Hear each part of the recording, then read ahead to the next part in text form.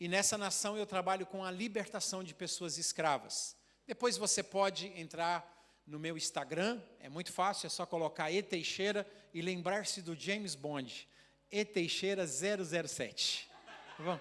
É facinho, e ali você vai ver, nós temos uma escola que nós resgatamos as crianças da escravidão, pagamos as suas dívidas. Essa escola tem o meu nome, porque eu sou um benfeitor naquela nação. É uma república islâmica, não se dá educação para crianças cristãs, só para crianças muçulmanas, mas como um benfeitor que eu encontrei no Alcorão, eu consegui essa autorização para, há quase 4 anos atrás, abrir uma escola cristã para as crianças cristãs na nação do Paquistão. Então, bendito seja Deus por isso. Hoje, nós temos 306 crianças resgatadas da escravidão. Pois entra lá, eu mandei as fotos para o pastor, depois o pastor pode colocar. Tem um monte de vídeo, os trabalhos que a gente faz no Nepal, no Camboja. Eu trabalho há 15 anos no Haiti, só com órfãos desde o terremoto. Hoje nós temos bases missionárias naquela nação e cuidamos desses órfãos, enfim, e os trabalhos que a gente faz no Brasil. Se você deseja fazer uma missão de curto prazo, entre nas minhas redes sociais, porque eu faço pelo menos 6 caravanas dessas por ano. Dia 25 agora, do mês que vem, eu levo 30 brasileiros para o 4º país mais pobre do mundo, que é a nação do Malawi. A gente fica uma semana no Malawi, e depois nós ficamos 4 dias na nação de Moçambique. Então eu estou sempre abrindo essas caravanas para as pessoas me ajudarem a estabelecer igrejas nessas nações. Então, muito obrigado por me receberem, por ser amigo dos meus amigos, e agora somos amigos, tá bom?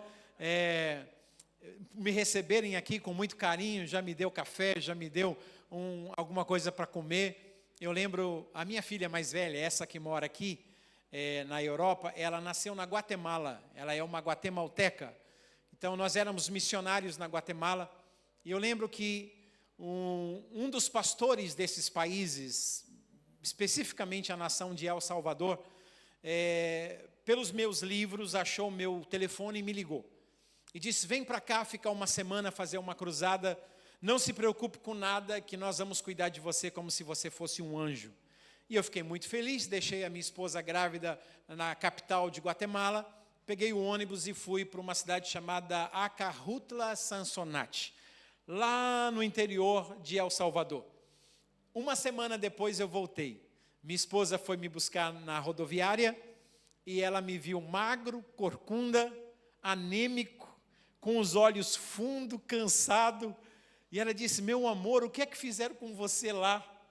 E eu disse para ela, Deus pode me mandar para qualquer lugar deste mundo, mas eu nunca mais quero ser tratado como um anjo. Que eu descobri que anjo não dorme, anjo não come, anjo não descansa, nunca mais. E Deus ouviu a minha oração. Eu já preguei em 111 países do mundo. Nunca mais eu fui recebido como anjo. Eu sou respeitado como anjo, mas eu sou recebido como ser humano. Eu como, eu descanso, aí eu passeio, então tem sido uma bênção para a minha vida. O texto que eu vou ler com vocês, Atos dos Apóstolos, capítulo 8. Eu quero aqui agradecer a Maria Eduarda e o Edivaldo, porque nós fizemos um podcast agora há pouco antes do culto, e eles também me receberam com muito carinho. Depois você pode entrar lá e assistir esse podcast. Eu conto um pouco das experiências que nós temos tido aí ao redor do mundo. Vamos lá, Atos capítulo 8, deixa eu ler só o versículo 26. Um anjo do Senhor falou a Filipe, dizendo, dispõe-te, levanta-te e vai para o lado do sul, no caminho que desce de Jerusalém a Gaza. Esse se acha deserto. Ele se levantou e foi. Amém. Deus abençoe sua palavra. Pode se assentar em nome de Jesus. Quando você lê Atos capítulo 8, você vai perceber que o foco é uma cidade chamada Samaria. Quando você lê Atos capítulo 9, você vai ver que o foco é uma cidade chamada Damasco. E quando você lê Atos 10, você vai ver que o foco é uma cidade chamada Cesareia. Quando você lê Atos capítulo 8, você vai ver que o representante de Deus nessa cidade é um diácono chamado Filipe. Quando você lê Atos capítulo 9, você vai ver que o representante de Deus nessa cidade, versículo 10, é um discípulo chamado Ananias. E quando você lê Atos capítulo 10, você vai ver que o instrumento que Deus vai usar para evangelizar a família de Cornélio é um apóstolo chamado Pedro. Quando você lê Atos capítulo 8 e o versículo de número 7, você vai ver que muitas pessoas endemoniadas eram libertas desses demônios, muitos paralíticos, muitos coxos, muitos enfermos estavam sendo curados por intermédio desse diácono chamado Filipe. E o versículo 8 vai dizer, em Atos 8, versículo 8, pelo que houve grande alegria naquela cidade. É uma cidade inteira que está sendo alcançada pelo poder do Evangelho. Atos 8, versículo 12, diz assim, e ouvindo que Filipe lhes falava a respeito de Jesus e do reino de Deus, criam nele tanto homens como mulheres, e eles eram batizados. Então tinha cura nessa cidade, tinha muita alegria nessa cidade, e tinha muito fruto para o reino de Deus, porque o versículo 12 vai dizer que homens e mulheres, crendo, eles eram batizados nas águas e recebiam Jesus como o Senhor da sua vida. O versículo 15 e versículo 16 de Atos 8 vai dizer que, ouvindo os apóstolos que os samaritanos se abriram para a pregação de Filipe, foram para lá Tiago e Pedro. E eles foram para lá, João e Pedro, e eles então reuniram essas pessoas que creram, essas do versículo 12, e começaram a orar por eles. E enquanto eles oravam e lhes impunham as mãos, diz a Bíblia, veio o Espírito Santo sobre todos eles, e todos foram cheios do Espírito Santo, e começaram até a falar em outros idiomas e até a profetizar. Então, o que é que está acontecendo em Samaria? Expulsão de demônios, cura dos enfermos, pregação do Evangelho, salvação de vidas, enchimento do Espírito Santo. É um avivamento que está acontecendo na cidade de Samaria. Agora diz o versículo 26, o versículo que eu li com vocês, que no meio de todo esse avivamento, o anjo do Senhor falou a Filipe dizendo, eu quero que você saia daí, saia desse movimento, saia desse avivamento, saia desse mover de salvação, de cura divina, de alegria, saia de toda essa glória e vá para um lugar deserto, um lugar que não tem nada, em um lugar que não tem ninguém. E é um lugar que se fosse hoje, nós teríamos de verdade hoje muita dificuldade de obedecer. Imagine Deus chegar para você e dizer assim, eu quero que você vá para Gaza. Você iria hoje para lá? Você sabe o que é Gaza, né? A gente estava agora em abril, com uma equipe de médicos, nós conseguimos chegar a 38 quilômetros da faixa de Gaza.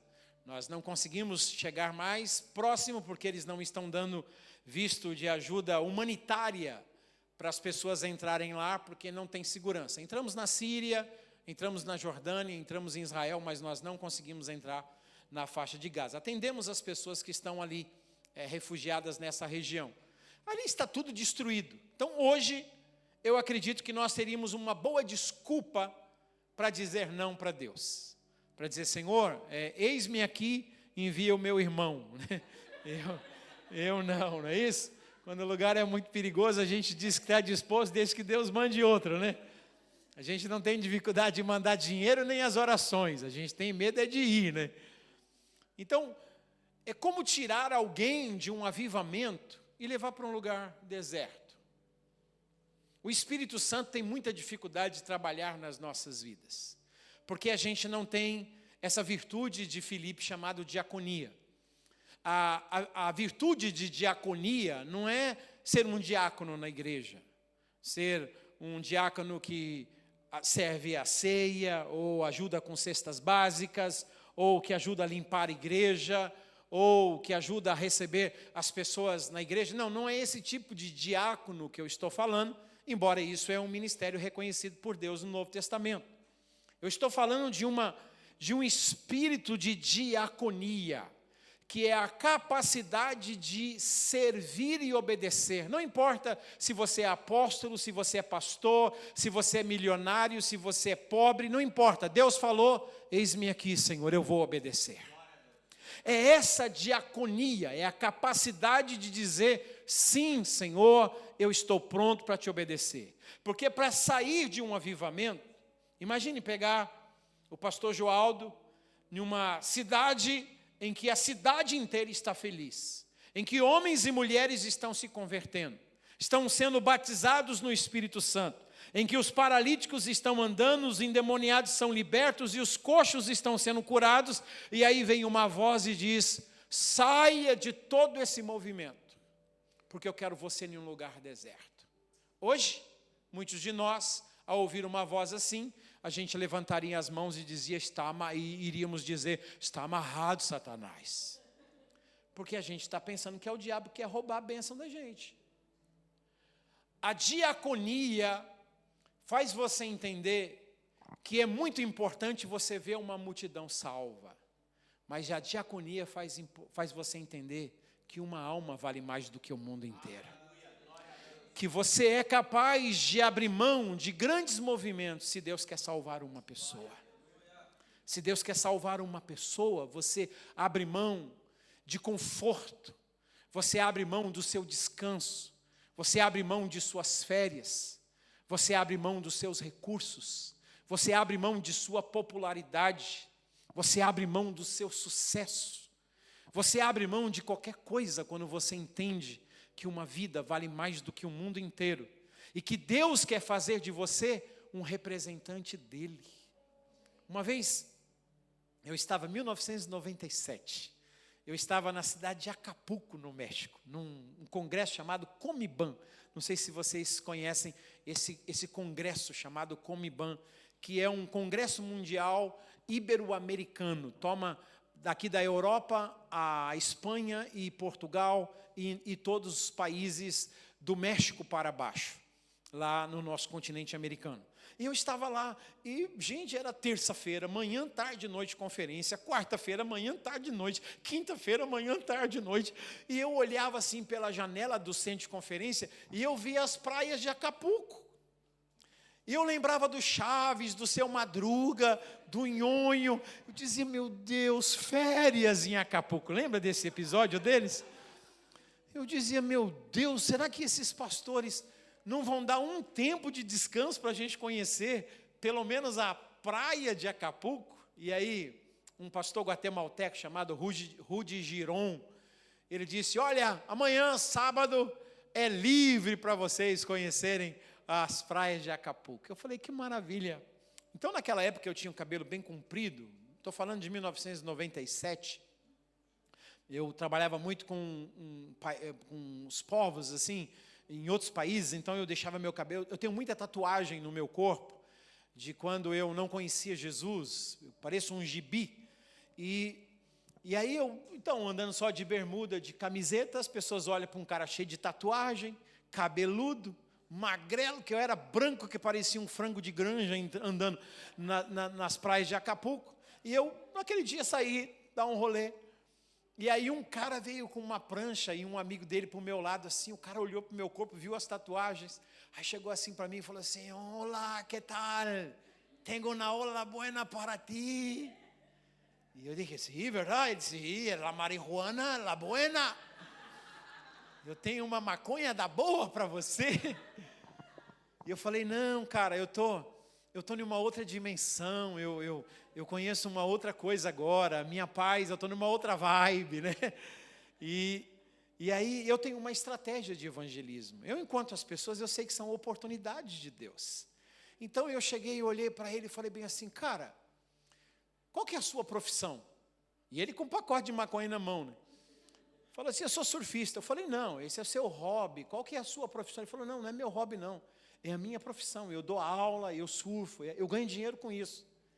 Aí eu olhei para ele e falei bem assim, cara, você sabia que existe dois tipos de surfistas no mundo?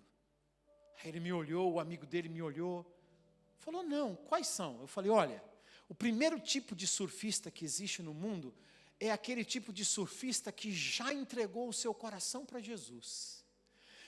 E o segundo tipo de surfista é aquele que está a ponto de entregar o seu coração para Jesus. Qual dos dois você está? Aí ele olhou para mim, eu creio que é nesse segundo, verdade? Eu falei, então, repita comigo essa oração. O cara com o pacote de maconha na mão. Como eu falei, repita comigo essa oração. Você quer ficar no primeiro ou no segundo? Por supuesto, é no primeiro. Falei, então repita comigo essa oração. Senhor Jesus, eu abro meu coração agora. Eu sou um drogado, mas eu sei que o Senhor me ama. O Senhor morreu por mim naquela cruz para perdoar os meus pecados. E eu abro o meu coração para que o Senhor entre no meu coração. E eu fui orando. E o amigo dele me olhava assim, como que se eu fosse um ser de outro mundo. Quando eu terminei a oração, esse cara respirou profundo e disse, eu sinto uma paz. E eu disse, então, isso é Jesus. É Jesus que entrou no seu coração. Procure alguma igreja, e eu vou ter que ir embora amanhã, que já é domingo. Eu estou em uma conferência, eu não tenho tempo de te levar em uma igreja, mas procure uma igreja. Vá para uma igreja. Aí ele pegou o pacote de maconha assim, com muita vergonha, escondeu no bolso dele assim, e foi andando. E eu fui andando, e ele andava uns 10 passos, olhava para trás, me dava tchau. E ele andava mais uns 10 passos, olhava para mim e dava tchau. Eu acredito que ele saiu andando pelas praias de Acapulco, dizendo, eu encontrei um ET aqui na praia. Meu nome é Edson Teixeira, as iniciais ET. Achou de verdade um ET. Eu não posso dizer para vocês que ele se tornou um cristão, que foi para a igreja, eu não sei, nunca mais o vi, mas eu tenho certeza que ele nunca mais esquecerá aquele momento. Eu estava com a minha esposa em Tegucigalpa, capital de Honduras. Eu estava numa padaria, fomos lá para tomar um café, e a balconista veio nos atender. Em espanhol a gente chama de meseira, e a balconista veio nos atender, e eu olhei, o nome dela é Margarida, perguntei o seu nome, e quando ela me falou o seu nome, eu disse assim, Margarida, você sabia que existe 2 tipos de balconistas? E ali, a Margarida confessou Jesus como Senhor da sua vida. E assim tem sido a minha vida. Aonde eu passo, o cara é mecânico. Você sabia que tem 2 tipos de mecânico? São estratégias que Deus dá para a gente. E às vezes Deus nos isola de tudo e de todos e coloca alguém perto da gente para a gente começar a conversar. E a gente tem que ter esse espírito de diaconia, de dizer, Senhor, estou aqui. Estou aqui. Às vezes é alguém na fila do mercado. Às vezes é alguém no açougue. Às vezes é alguém no outro banco, no avião. Às vezes é alguém que é a porta vizinha da sua casa. Às vezes é alguém que senta nas mesmas mesas aonde você se assenta lá na escola onde você estuda. Às vezes é alguém que está dentro da empresa onde você trabalha. Se você tem diaconia, o Espírito do Senhor, às vezes você tem que pagar um preço.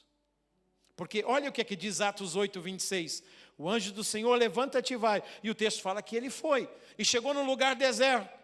E aí o que acontece nesse lugar deserto? O Filipe está lá, passa uma carruagem, uma carroça, tem um africano lá em cima dessa carroça, E o Filipe vê, quem sabe dá um tchau para o cara vai embora. E quando a carroça está lá na frente, olha o que diz o versículo 30 de Atos 8. Quando já havia, não podia mandar entrar ali quando estava na frente? Não, quando a carroça estava lá na frente, olha o que diz o texto, o versículo 28. Então o Espírito Santo diz para Filipe: corra atrás da carroça. Corra atrás, uma tradução fala, junta-te esse carro. E o versículo 30 fala, e Filipe correndo. Imagine o pastor Joaldo correndo atrás de uma carroça. Às vezes a gente tem que correr, queridos, para ganhar uma alma para Jesus. Vocês sabem por que eu estou aqui em Luxemburgo? Porque eu conheci um nigeriano. É uma alma. E eu pedi a bênção para minha esposa. Me dá 2 dias. Pedi para minha filha, eu preciso ir embora antes. Porque eu preciso conversar com um africano. Lá em Luxemburgo. Eu preciso olhar nos olhos dele. Eu preciso levá-lo ao conhecimento de Jesus. Eu preciso falar do Evangelho. Deus é tão bom que está me dando o privilégio de conhecer vocês aqui. Mas eu estou aqui por causa de um africano. Às vezes a gente tem que arrancar dinheiro do bolso da gente, pagar. Às vezes a gente tem que fazer investimento, porque o que está em jogo é uma alma. E às vezes não é só uma alma que você vai ganhar um ganhador de almas. Correr atrás de uma carroça. Às vezes a gente tem que correr atrás. Só que é o seguinte, quando você obedece a Deus, indo por baixo, sacrificando, obedecendo, correndo, sofrendo.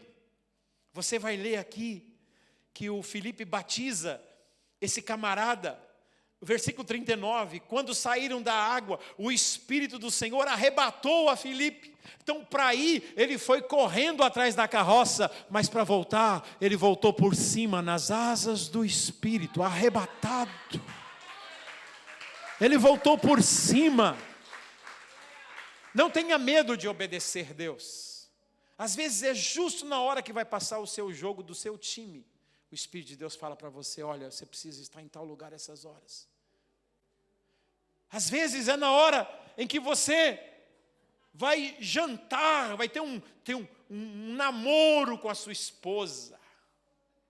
E o Espírito de Deus vem nesse momento, alguém precisa da sua oração. Alguém precisa no hospital. Mas a gente é tão apegado à nossa comodidade, que a gente diz, ó Deus, isso só pode ser coisa da minha cabeça, eu quero é descansar. Eu quero estar cômodo. Em Atos capítulo 8, eu vejo o Evangelho alcançando o mundo, o continente africano. Porque quem está sendo salvo é um etíope. É um administrador de todos os bens da rainha de Candace, diz o versículo 26 e 27. É a África que está sendo alcançada por um diácono que disse sim. Em Atos capítulo 9, eu vejo o Evangelho alcançando a Ásia. Paulo é judeu? É, Paulo é judeu. Mas ele é por direito de nascimento. Ele é como eu, por exemplo, eu sou um cidadão italiano, mas eu não nasci na Itália. Foi o meu avô que nasceu na Itália. Eu tenho o meu passaporte italiano, mas eu nasci no Brasil. Paulo também era judeu. Mas ele era judeu por essa descendência. Porque Paulo nasceu em Tarso. Paulo era um asiático. Se fosse hoje, Paulo seria um turco. Porque a cidade em que Paulo nasceu está na Turquia. Ele seria um turco hoje.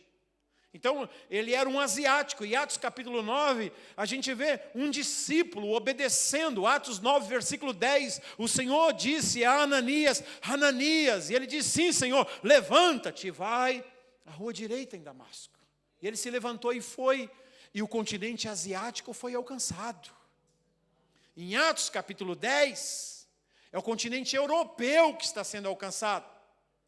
Porque existia na cidade diz aqui o texto, de Cesareia, um homem chamado Cornélio, um centurião de uma corte chamada italiana. Então, em Atos 8 é um africano, em Atos 9 é um asiático, em Atos 10 é um europeu. É o evangelho alcançando as nações.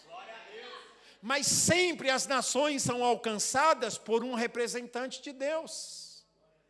Atos 8 é um diácono. Atos 9 é um discípulo. Olha o que é que diz Atos 9, versículo 10. Havia em Damasco um discípulo chamado Ananias. Ele não é apóstolo, ele não é profeta, ele não é pastor, ele não é presbítero, ele não é missionário. Ele é um discípulo, ele é como você, como eu, que às vezes, por exemplo, eu prego no mundo todo, mas eu nunca fui consagrado a nada. Sabia disso? A minha igreja, a minha denominação, 9 vezes já quis me consagrar a pastor. E eu falo para eles, graças a Deus eles pararam, mas por 9 anos eles quiseram me consagrar a pastor. E eu dizia para a liderança da minha igreja, não sou pastor, vocês vão me estragar. Eu não sou pastor. Então o que você... Eu sou um evangelista. Não está vendo as rodinhas nos meus pés? Eu fui chamado para ser um anunciador das boas novas nas nações. Ah, não, mas se você tiver uma credencial de pastor, você vai ser honrado. Eu não quero essa honra, eu não fui chamado para isso.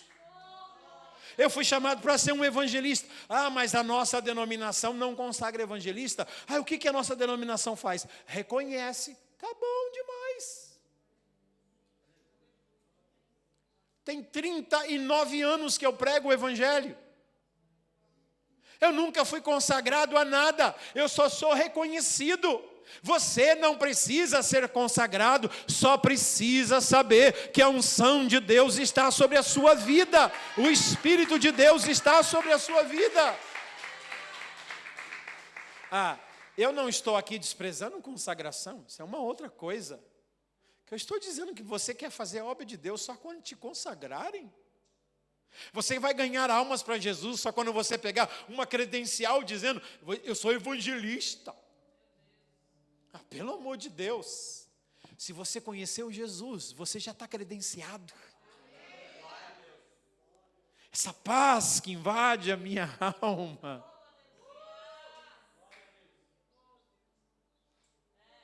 Tem 39 anos que eu conheci Jesus. Eu era um menino de rua. Vocês vão ver marcas de facadas no meu corpo. E à medida em que estendo o braço, vocês vão vendo tatuagens em meu corpo. Eu, com 15 anos de idade, fui colocado na pior prisão de menores do Brasil. Eu fui colocado na FEBEM, na Celso Garcia, no Tatuapé.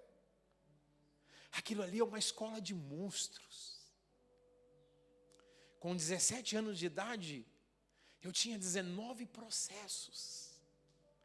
Ninguém podia fazer absolutamente nada por mim. Mas aquele que deu a sua vida por mim na cruz,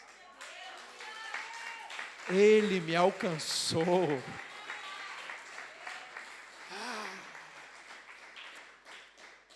Vai fazer 39 anos que eu o conheci. 39 anos. E tem 39 anos que eu falo dele nas nações da terra. Sem nunca ser consagrado a nada. Eu simplesmente sou dele. É a diaconia. Em Atos capítulo 8, você vai ver o mundo monetário sendo alcançado pelo Evangelho, porque você vai ver no versículo 26 e 27, que ele era um administrador de todos os bens de um reino, da Etiópia. Hoje a gente pode olhar para a Etiópia e dizer é um país pobre, mas leia o livro de Jó e leia os Salmos, você vai ver que a Etiópia era o lugar das pedras preciosas. Leia o livro de Reis, você vai ver que a Etiópia tinha um exército de homens acima de 20 anos, de mais de 1 milhão de soldados na época. Esse homem era o administrador de uma nação.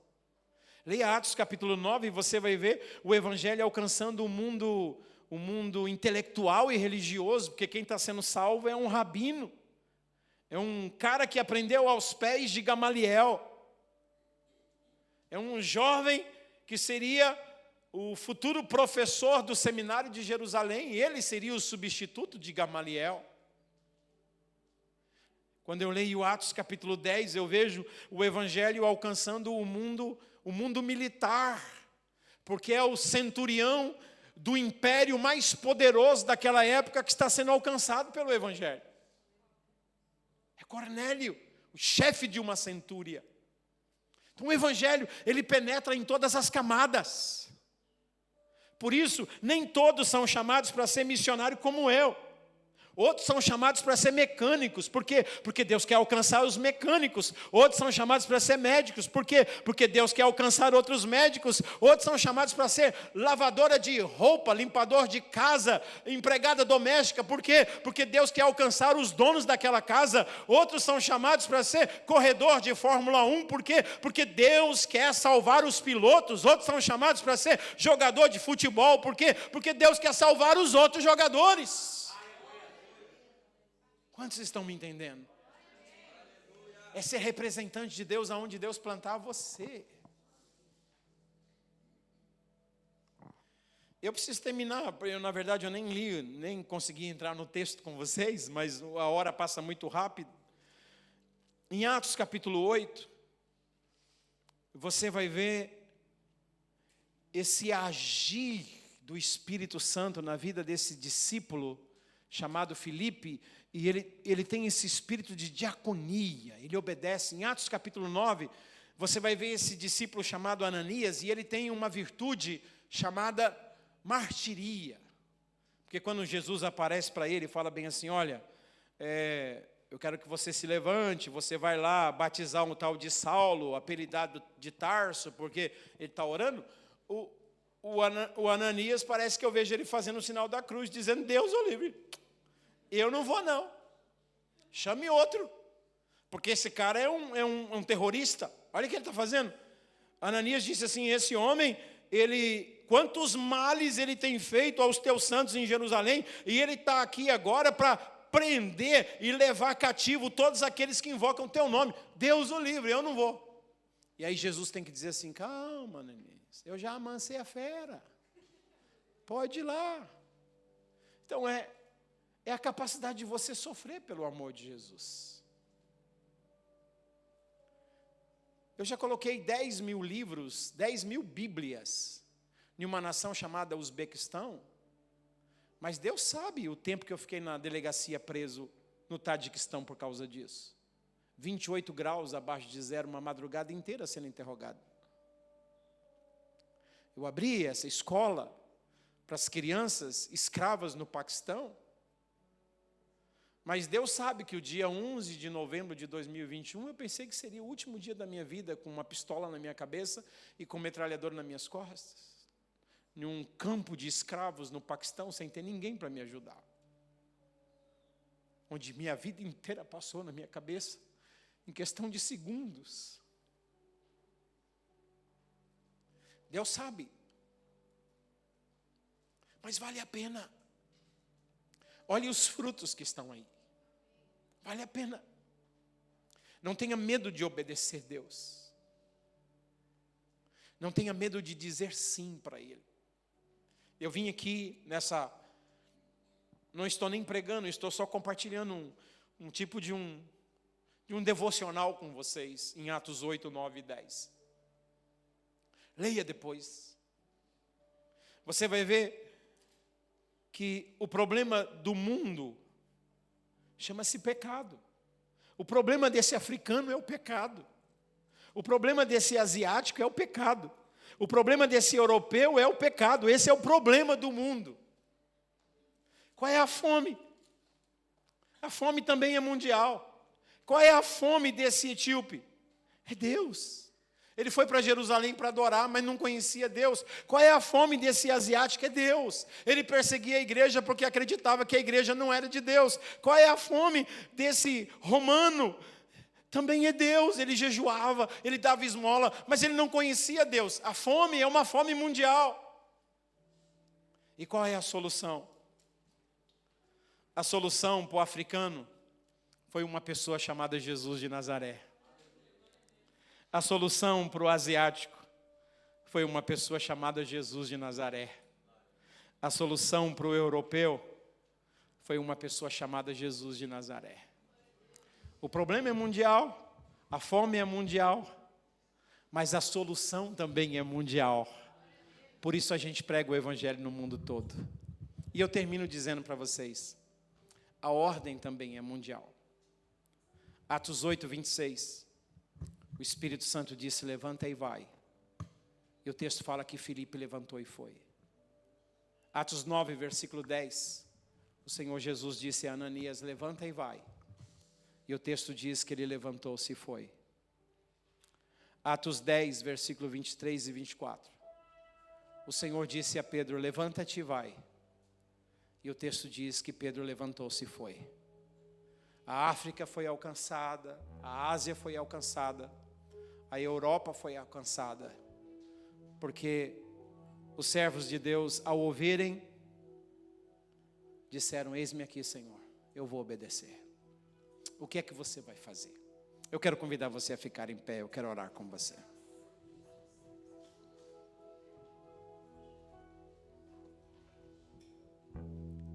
Pai,